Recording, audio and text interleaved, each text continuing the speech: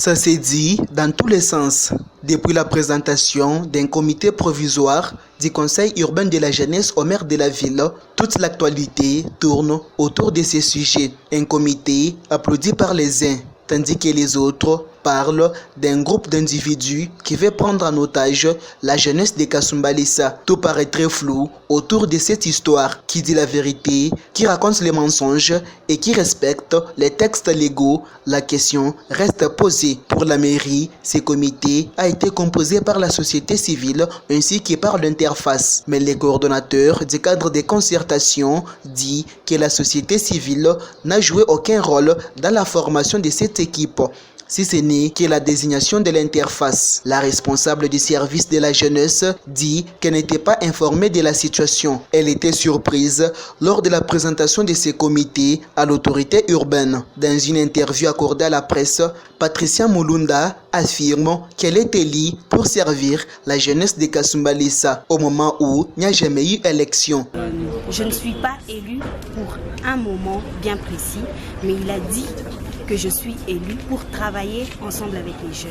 Même au sein de ces comités, les violons ne s'accordent pas. Le secrétaire adjoint estime qu'il n'a jamais été consulté pour l'occupation de ces postes. Quant au porte-parole, ces comités est le résultat d'un consensus ayant la mission d'organiser les élections, mais dont la durée est fonction d'argent. C'est-à-dire que la date prévue pour la tenue des élections pouvant conduire à la mise en place d'un comité définitif reste encore un secret de polichinelle. Un autre point que fustigent les jeunes, c'est voir l'ancien et les nouvelles interfaces, tous deux membres de ces comités, et s'interrogent par quelle magie cela est possible. Nos efforts fournis pour atteindre l'interface afin d'avoir de la lumière sur ces points n'ont pas abouti. Pendant ces temps, plusieurs personnes fustigent ces comités.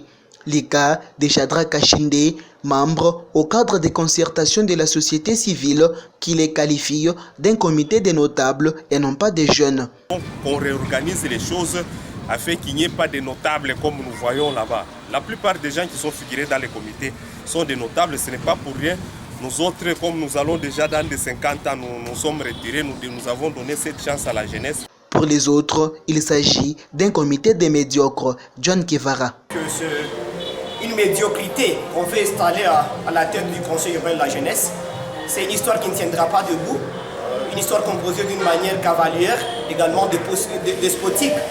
Donc les gens qu'on a choisis comme représentants provisoires des jeunes ne sont même pas d'abord jeunes. Et ils ne viennent de nulle part. Et toutes ces magouilles sont couronnées par la société civile, d'ailleurs le cadre de concertation. En fait, les gens qu'on a mis dans le comité provisoire, qui est jeune dans cette histoire. On a pris les grands-pères des familles, le père des familles, nos grands frères, qu'on veut salir dans cette histoire et qu'on propose au maire de la ville pour ternir son image. Parmi les encadreurs de la jeunesse, certains aussi sont indignés. Les cas de Mavi Kenda. Pour moi, je dirais c'est la violation. Il y a la violation des droits dans ces histoires. Avant toute chose, nous devons mettre la loi à sa place. Et surtout, nous devons respecter les droits. Dire qu'aujourd'hui, il y a déjà un comité d'un groupe de gens qui se sont conscientisés pour s'élancer ou bien se partager des titres, comme les gens sont assoiffés des titres, je le sais. Pour moi, je suis mécontent. Mais pour Feli Mwamba, il est inutile d'aller même aux élections, car ce comité répond à tous les critères. Nous saluons d'abord l'effort de l'interface qui a fait et la société civile qui ont composé ce comité-là. Donc c'est un bon comité. Je félicite beaucoup le comité-là parce qu'il est bien composé.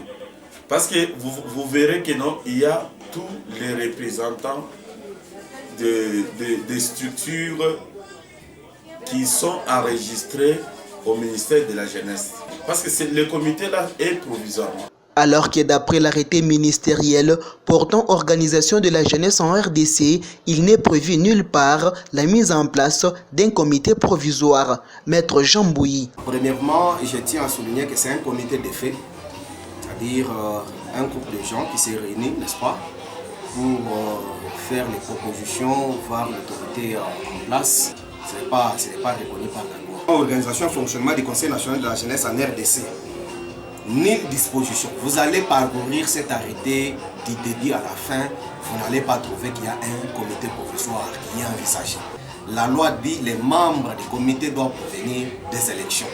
À ma petite connaissance, la ville de Kasumbalissa est dirigée par un juriste, représentant du chef de l'État, Félix Antoine Tshisekedi Tshilombo, qui prône l'état de droit. Qui dit état de droit dit respect des textes. Maître André Kapampa est invité à faire appel à sa profession pour éviter la violation de la loi.